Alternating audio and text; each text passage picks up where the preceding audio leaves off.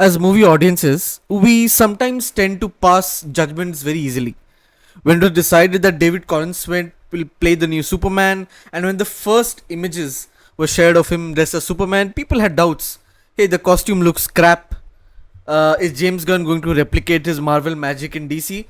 Now let's talk about the new images that have leaked from the set of Superman. I think these were not leaks, but strategically planned by the movie producers, the crew, the PR team.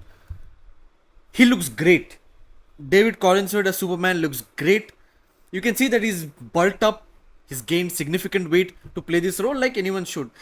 To be honest, he looks like a little cuter version of the Henry Cavill's Superman, less chiseled, more comic book accurate, with some shades of Christopher Reeve. This is Mr. T. I know Mr. T from the animation. He has these spears and he is this technologically powered superhuman, who uses technology to save people, and he mans the watchtower that Justice League has. You may have seen him in X Men First Class, where he played the role of Darwin. Over here, he looks pretty comic accurate.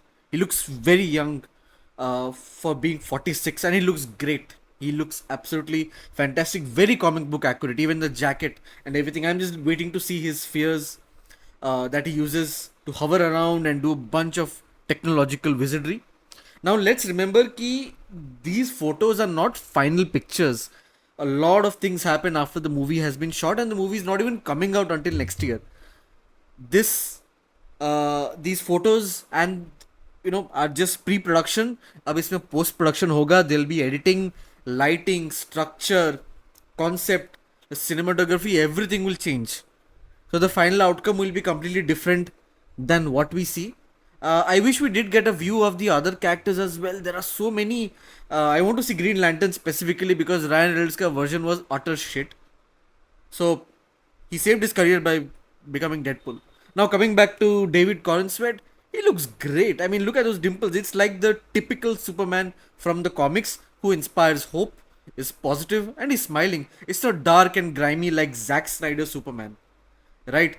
Uh, there are certain aspects of his costume that is not perfectly well done, but hey, this will all change in post production.